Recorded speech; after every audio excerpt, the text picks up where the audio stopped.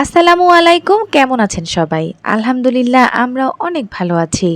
তো আজকে আপনাদের সঙ্গে একটা খুশির সংবাদ শেয়ার করব। তো পুরো ভিডিওটা কিন্তু দেখতে হবে সেই সংবাদটা শোনার জন্য। আমরা সেই খুশির সংবাদটা দেব, তবে চলেন ভিডিওটা কন্টিনিউ করি। আমরা অলরেডি চলে এসেছি হসপিটালে। সবাই এখন বসে ওয়েট করতেছি। এই ওয়েট করাটা কিন্তু একদিক থেকে এক্সাইটমেন্টের আর অন্য দিক থেকে টেনশনেরও। দুইটাই হচ্ছে এখন আমরা এনজয় করতেছি, কারণ আমরা একটা খুশির সংবাদ শুনতে যাচ্ছি। তবে সেটা আসলে ছেলে কি নাকি মেয়ে, সেইটাই হচ্ছে মানে এক্সাইটমেন্টের। কারণ আমরা আগে থেকে জানতাম না যে আমাদের পরিবারে একটা ছেলেবাবু আসবে নাকি মেয়েবাবু আসবে। তো আমরা ওয়েট করতে করতে কিন্তু একদম খুশির সংবাদটার কাছাকাছি চলে এসেছি। আলহামদুলিল্লাহ, আলহামদুলিল্লাহ, আলহামদুলিল্লাহ, আমাদের পরিবারে একটা নতুন ছেলে বাবুর যোগ হলো। তো আমার দেবর কামরুল এবং রাইসা তারা কিন্তু ছেলে সন্তানের মা এবং বাবা হয়েছে। আলহামদুলিল্লাহ, আমাদের পরিবারে একটা নতুন সদস্য অ্যাড হলো এবং সেটা ছেলে সন্তান। তো আপনারা সবাই এই ছোট্ট সোনাটার জন্য দোয়া করবেন এবং আমার ছোট যা রাইসার জন্য দোয়া করবেন। তবে আলহামদুলিল্লাহ দুইজনেই সুস্থ আছে। আমরা একটা সুস্থ স্বাভাবিক একটা ছেলে বাবু পেয়েছি। আল্লাহর কাছে কোটি কোটি শুকরিয়া। আর মা ছেলে দুইজনই আপাতত সুস্থ আছে, এইটা হচ্ছে আরও সব থেকে বড় শুকরিয়া। তো এখন হচ্ছে নার্স চলে আসছে ওটি থেকে, বাবুকে আমাদের হাতে তুলে দিবে। তো এখন হচ্ছে আমার দেবর আর আমার বড় যা দুইজন হচ্ছে আসছে। ওনারা এখন হচ্ছে ছোট্ট বাবুটাকে কোলে নেবে। তো তার আগে নার্স হচ্ছে সব কিছু বুঝিয়ে বলছিল বাবুর বিষয়ে আর রাইসার বিষয়ে, রাইসার কন্ডিশন সব কিছুই আর কি সে আমাদের সাথে শেয়ার করছিল আর কি, বুঝিয়ে বলছিল। তো শিশু ডাক্তারও দেখে নিয়েছে আমাদের ছোট্ট সোনাটাকে, বলেছে কোনো প্রবলেম নেই। তো এরপরে হচ্ছে আমরা এখন আলটিমেটলি আমাদের ছোট্ট সোনাটাকে কোলে নিব।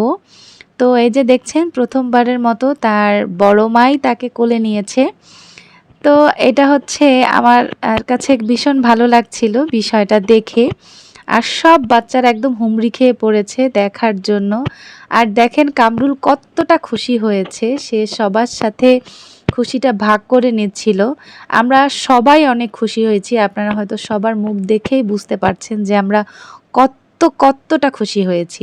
আর এর মধ্যে মেজো ভাবি সবার জন্য মিষ্টি নিয়ে এসেছে, আর সবাই কামরুলকে হচ্ছে ইচ্ছা মতো করে মিষ্টি খাওয়াচ্ছে।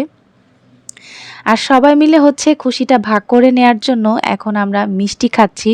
আজকের এই খুশির দিনে আমার কোনো ডায়েট ফায়েট করব না, আমিও মিষ্টি খেয়েছি।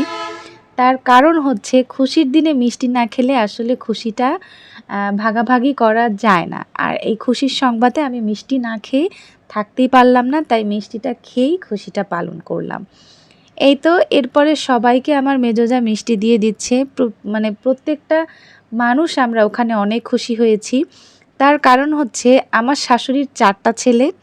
তার 4 ছেলের মধ্যে মানে 4 ছেলে, তার কোনো মেয়ে নেই। সেই দিক থেকে আবার তার ছেলেদের মেয়ের সংখ্যা বেশি। তার বড় ছেলের 4 মেয়ে, আমার হচ্ছে 2 মেয়ে, আমার মেজো ভাসুরের 1 মেয়ে 1 ছেলে। মানে এই 6টা মেয়ে বাবুর পরে হচ্ছে একটা ছেলে ছিল। তো এখন আরও একটা ছেলে অ্যাড হলো, মানে 6 বোনের এখন 2 ভাই হলো। তো সেই দিক থেকে বলবো যে আমাদের পরিবারের জন্য এটা অনেক বড় একটা খুশির সংবাদ। আর সবথেকে বড় কথা হচ্ছে আওসাব খুবই খুশি হয়েছে, কারণ আওসাব ভাবছিল এতগুলা বোন সে একা কিভাবে খোঁজখবর নিবে আর এদেরকে কিভাবে সে একা দেখাশোনা করবে, তার আরও ভাইয়ের দরকার। সেই জন্য সে শুরু থেকেই চাইতো তার যেন আরও একটা ভাই হয়। আর এইদিকে আমাদের আজোয়া পুতুল, সেও এখন বড় বোন হয়ে গেল। তো কি একটা ব্যাপার বলেন, সে নিজেই তো একটা ছোট্ট পুতুল, এর মধ্যে সে নিজেও এখন বড় বোন হয়ে গেছে।